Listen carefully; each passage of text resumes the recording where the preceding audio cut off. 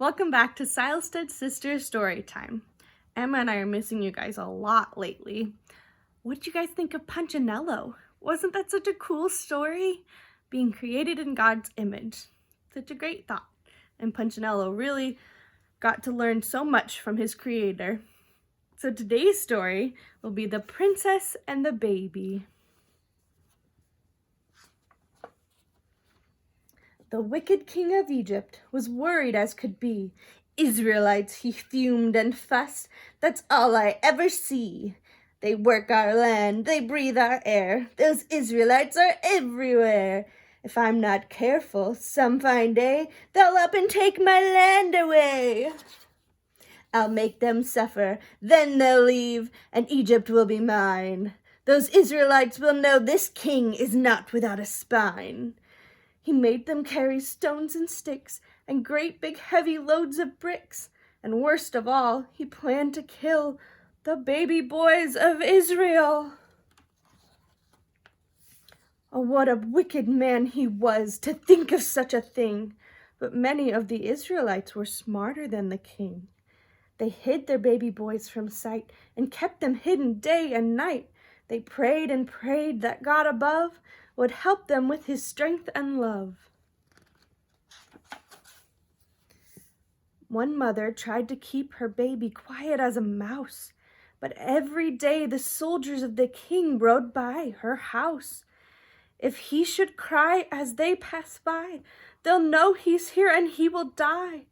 My baby must be kept alive. Somehow, some way, he must survive. And so that loving mother made a tiny little boat. With loving care she made it strong so it was sure to float. She dressed her baby in his clothes, then kissed him on his little nose, and tucked him in with blankets round to keep him warm and safe and sound. The baby's sister, Miriam, was puzzled through and through. "Why, Mother," cried the little girl, "what are you going to do?" "You'll see," the mother said, "you'll see. Be quiet now and follow me." Then out the door with cautious eye, she looked for soldiers passing by. The way was clear. She gathered up her baby boat and all. "Stay right beside me, Miriam. Be careful not to fall." They walked together 1 long mile until they reached the river Nile, and then the little girl began to understand her mother's plan.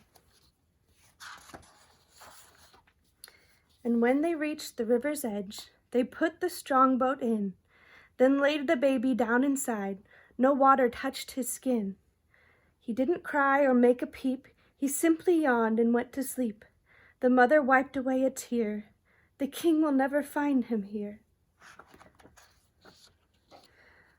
"Oh, Mother," said the little girl, "I'll stay with him all day. If anyone should come, I'll just pretend I'm here to play." The mother kissed her daughter's face and held him in a long embrace. "My little girl," she said with pride, "has suddenly grown up inside." With that, the mother hurried home. She had been gone too long. Now would the soldier start to think that something had gone wrong? Poor Miriam was all alone. She sat for hours on a stone and watched the baby slumber on. How strange it seemed with mother gone. Then suddenly she heard a sound upon the river path. "3 ladies," whispered Miriam. "They've come to take a bath." "Oh no, that one's chattering. She is the daughter of the king. He murders little baby boys. I mustn't make a single noise." She ducked and hid, but all was lost. They'd seen the little boat. "Why, look," the princess cried aloud, "a little baby boy afloat." She picked him up, and how he cried. "An Israelite," the princess sighed, "but he's so sweet as can be. I'll take him home to live with me."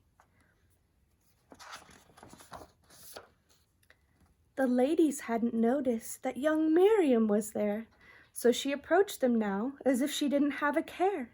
"Hello," she said. "I'm almost 9, And don't you think the weather's fine? What have you there? Why, goodness me, is that a baby boy I see?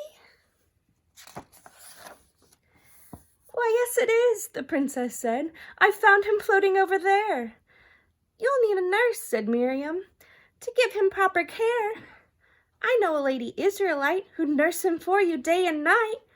The princess answered thankfully, Please go and bring her here to me. When Miriam came back, she said, her mother by the hand, then bowing low, the mother said, I'll do what you command. The princess looked at her and smiled. I'll pay you back to nurse this child. Take care of him until he's grown, and love him as your very own. The mother's eyes were filled with tears. Her heart was filled with joy. She praised the Lord for giving back her little baby boy. And Miriam was happy too, for deep within her heart, she knew there must have been some reason why God had kept her baby brother alive. Thank you for listening to Storytime, guys. We're very excited to have you here today because we wanted to ask a special request of you. If you could draw us a picture of Moses or his sister Miriam or even the River Nile and post it in the comments below, then Emma and I can go and see your lovely artwork that we've missed so much. We'll see you next time.